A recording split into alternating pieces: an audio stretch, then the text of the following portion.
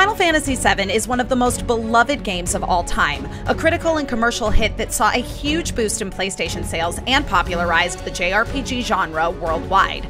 Unless you've been living under a rock or, I don't know, just don't pay attention to video game news at all, you already know that this classic title has been treated to a full-scale remake. But those of you who aren't familiar with the original game may be wondering, why this game? Aren't there lots of really great video games, nay, lots of great Final Fantasies out there that could have been remade? Why are fans losing their minds over this one? The answer is simple. I've got it! Final Fantasy VII is the greatest fantasy movie of all time.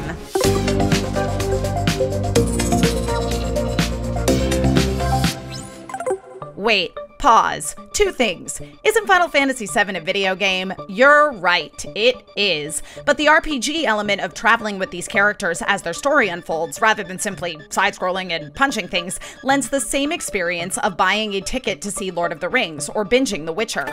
The way we tell stories has been evolving for years, and the catharsis we feel as an audience watching them isn't any less real just because we have a controller in our hands. Also, fantasy? But there's guns and motorcycles and so much hair product. Well, fantasy is defined as a genre of speculative fiction set in a fictional universe. Fantasy is distinguished from the genres of science fiction and horror by the absence of scientific or macabre themes, though these genres regularly overlap. For example, the science fantasy of Star Wars or the fantasy horror of Game of Thrones White Walkers. Same page? Great. Now I'd like to get into the part where I gush about Final Fantasy VII being the greatest fantasy movie of all time. Its story doesn't just feature all the components that go into making up great fantasy franchises, it perfects them. The epic journey of Lord of the Rings, the political intrigue of Game of Thrones, the emotionally satisfying friendships of Harry Potter, and the grand adventure and unforgettable characters of the sword and sorcery, but in space, epic Star Wars. Final Fantasy VII presents a complicated and beautifully realized world that explores these elements to their fullest potential. For those who aren't familiar, Final Fantasy VII is the 7th installment in the long-running Final Fantasy series. The original game spanned 3 PlayStation 1 discs, over 50 hours of gameplay, and was the first Final Fantasy title to utilize 3D graphics and full-motion video. The game centers around a mercenary named Cloud Strife, a former member of an elite military branch in service of the Shinra Electric Power Company. Shinra not only provides the entire population with their primary energy source, Mako, but also serves as the central government. However, the Mako energy that Shinra is draining from the ground to provide electricity is the planet's literal life force. This pump's sole purpose is to drain the planet dry. While you sleep, while you eat, while you it's here sucking up Mako! A group of eco-terrorists who want to put a stop to Shinra's dastardly ways and save humanity hire Cloud, and things get complicated. What seemed like the tale of a small group of would-be heroes rising up against corporate greed in the central city of Midgar becomes so much more. As any good fantasy epic should. You did it! Lord of the Rings, the fantasy standard-bearer, presented us with characters that were familiar archetypes in a fantastical setting. Frodo, the unlikely hero, the unwavering, loyal best friend Sam, a reluctant king, and a mysterious wizard. The more modern Game of Thrones took those archetypes and dragged them through the mud, but they're still present. Unlikely hero, reluctant king, and the unwaveringly loyal best friend Sam. Back in 1997, Final Fantasy VII was already subverting our expectations in terms of how these archetypes behave. The characters are rich and fully realized. Sure, the protagonist is a cocky, sword-swinging badass with spiky hair, but he's also traumatized by his past failures. A mentally and emotionally damaged young man wearing the mysterious loner trope as a protective barrier. Often capable and awesome protagonists will wear an issue or two as an ornament, but Cloud's issues are at his core. The capable/awesome part is the decor. Love interests are rarely done much justice in fantasy. Arwen spends most of her time sad or dying because her dad won't let her marry Aragorn. Amidala is more or less sidelined as soon as she falls in love, and is a good look at what Leia could have become if Carrie Fisher hadn't made the character her own.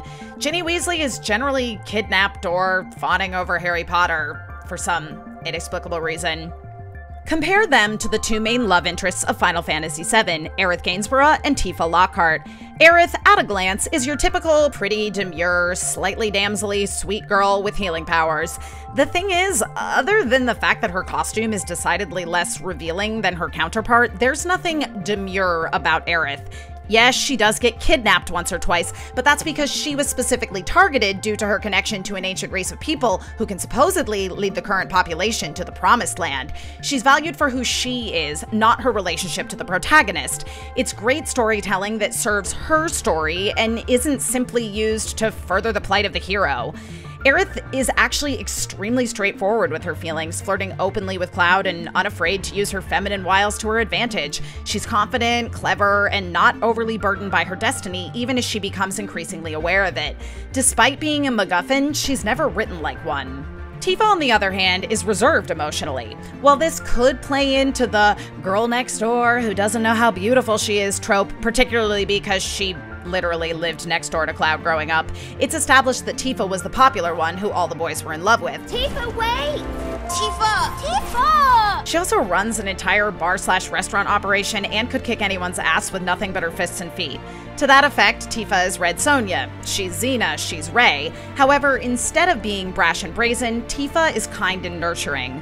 Unlike Aerith, who is open with displays of affection and unafraid to ask for exactly what she wants, Tifa suppresses her own desires and constantly puts others before herself. The unexpected nature of these two women, Aerith physically frail but emotionally confident, they're a lot tougher than they look. Tifa physically strong but unsure emotionally, makes them much more memorable characters. They aren't just quote-unquote strong female characters, they're fully realized women. And the entire cast of characters gets this level of treatment. What is this ragtag group of misfits I see before me? Avalanche! Local florist! Lab rat dog. Cid is a cranky, tough-as-nails jerk of an inventor who can't admit his heart is broken. Barrett is fighting for the future to run from his past. Cait Sith is an anthropomorphic, remote-controlled plush toy cat riding a large robotic Moogle being piloted by a mid-level executive at an evil corporation. You know, that old chestnut. And it's not like fantasy stories have never subverted tropes before or given us truly fleshed out characters. Sansa Stark is layered and complex. Dumbledore's tactics are incredibly dangerous, and he knows it. But Final Fantasy VII lays out the arcs of these characters more consistently than any other fantasy franchise. There are no lulls or off-seasons, no wasted beats, no moments where the credits roll and we say to ourselves, I don't think they really knew what to do with Arya this season. To the show's credit, the women of The Witcher are also fully realized and flawed characters with agency, but to the show's detriment, Yennefer never had a slap fight with an evil executive on top of a giant energy cannon. Of course, no good epic fantasy tale would be complete without a truly fantastic villain, and Final Fantasy VII has a whole cast of them. A company's worth of over-the-top, ruthlessly corrupt and evil corporate schemers make for endless twists, betrayals, threats, and skeletons in the closet. And while Game of Thrones' second-tier baddies often fall into the category of generally cruel, Shinra's roster each has enough quirk to make them unique, memorable, and very punchable. The story's main antagonist is Sephiroth, and while his long hair and even longer katana haven't reached Darth Vader levels of iconicism, he's definitely up there. The story is equal parts realistic, socio-political, and fantastic evil magic conflict. Sephiroth works so well as a villain because he is the direct result of the former thinking it can control the latter. When Sephiroth discovers the length Shinra has gone to in thinking it can control him, Sephiroth flips a switch and develops a murderous messiah complex. With Sephiroth, the idea of the gray area between good and evil is truly explored, unlike Game of Thrones, which tosses good versus evil entirely to roll around in the gray, or Star Wars and Lord of the Rings, which have good versus evil in their DNA. Final Fantasy VII, through its villain, is able to explore the gray of understanding how and why Sephiroth got to this point without doing away with the good versus evil that a fantasy epic needs. Another storytelling department wherein Final Fantasy VII shines is its socially relevant themes, which have only gotten more relevant with time. Shinra sucks up Mako, while the soil turns to dust. The air fills with smog, and the flowers die. Again, there's the very heavy-handed, corrupt corporate government literally draining the life force out of the planet to provide energy, mostly to the rich.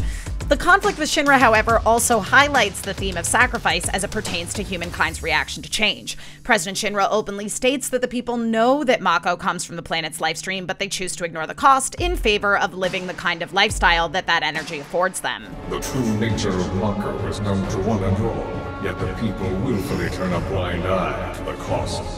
Final Fantasy VII delves deep into some more personal themes as well. For example, Barrett Wallace, the de facto leader of Avalanche, could very easily just be Mr. T transported into a Final Fantasy. Get your head in the game! But throughout the course of the story, we discover that his history with the Shinra Corporation runs deep. And there's a whole lot of guilt involved, since Barrett was pretty darn keen for them to set up shop in his hometown so he could get a little extra cash to help with his wife's ongoing illness. Sid Highwind has a similar vendetta against the Shinra as someone who put his faith in the corporation to fund his dream of being the first man in space, but had his ambitions dashed when all funding for the space program was cut following a failure to launch when Sid chose to save his assistant. Moral of the story: don't count on billionaires to save you and/or make your dreams come true. But the biggest, most enduring theme of Final Fantasy VII that wrecked the hearts of middle school-aged millennials the world over was that of life and death. Spoiler warning for a 23-year-old game, but honestly, this particular event is such a huge part of the cultural zeitgeist that you probably already know about it, even if you have absolutely no idea what Final Fantasy is. I am, of course, talking about the infamous death of Aerith, not even halfway through the game's full narrative.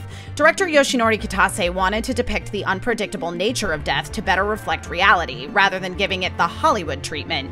In a 2003 interview with Edge magazine, Kitase said, "Death comes suddenly, and there is no notion of good or bad. It leaves not a dramatic feeling, but great emptiness. When you lose someone you loved very much, you feel this big empty space and think, if I'd known this was coming, I would have done things differently." These are the feelings I wanted to arouse in the players with Aerith's death relatively early in the game. I mean, mission accomplished, Kitase-san. Long before we were all losing our minds over Ned Stark's lost head on TV, I know A Game of Thrones was published in 1996. Don't act like y'all read it back then. We were crying over an animated girl being lowered into a pond, I guess, after being stabbed through the heart by Sephiroth. There are no decisions in the game that can change this. There's no way to bring her back. Dead is dead. Something even the death-obsessed Game of Thrones found its way around through magic and plot armor. Aerith was gone forever, and both you and the characters within the story had to figure out how to live without her. In this tale, full of absurd swords and magic rocks you jam into weapons to cast spells, figuring out how to go on living is just as important to the story as who dies and how brutally. Even our hero Cloud's personal journey is closely entangled with the theme of life and death, or more accurately, death and rebirth. It becomes evident very early on in the game that something about Cloud isn't quite right. You okay? He's constantly plagued with flashbacks and, in the remake, full-on seeing visions of Sephiroth. Without getting into too much detail, because, again, this story is amazing and you should experience it firsthand, Cloud's memories of his own life aren't quite right, and it's only when, late in the game, he's able to face and accept the reality of his own past that his false persona dies and he's able to fully be himself. Outside of Aerith's death, the sequence wherein Cloud sorts through his broken brain is my personal pick for the most memorable moment of the entire game. That, and obviously the whole Wall Market subplot where he has to win a squatting contest to get a wig to go with a sexy dress and infiltrate a pervy crime boss's house, which, to be fair, is totally beat for beat from The Hobbit. Which brings us to our final and arguably most important point. Let's finish this. Yes, the plot is very serious and full of heartbreak, but the story is goofy as hell. Seriously? Lord of the Rings starts to feel very up its own butt by the time the third ending starts rolling in, and The Witcher can feel tonally scattered, but Final Fantasy VII has a perfect balance of doom, gloom, action, humor, and absurdity. Oh my god, that makeup! And that dress! Nailed it, I know, thank you. Moving on. Again, there's a robotic cat riding a giant robotic Moogle, and it doesn't feel out of place because the story doesn't take itself that seriously.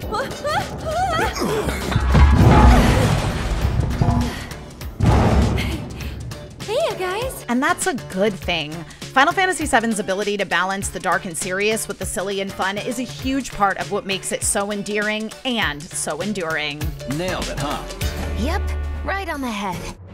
Final Fantasy VII does it all, and does it better than most of the fantasy genre. The memorable characters who we've barely scratched the surface of. Don't even get me started on Sad Boy Vincent and his ill-fated love affair with a woman in love with her work, or the sexily mysterious Turks. Yes, the story will break your heart into 1,000 tiny little pieces, but it will also put it back together again. And not only that, but in what ultimately proves how powerful a story Final Fantasy VII is, even before the remake, it did it all with polygons. Throw as many millions into special effects and giant battles as you want, Final Fantasy VII didn't need it to tell the best fantasy story ever told. Also, name another fantasy franchise where everyone dramatically poses after winning a fight. Oh wait,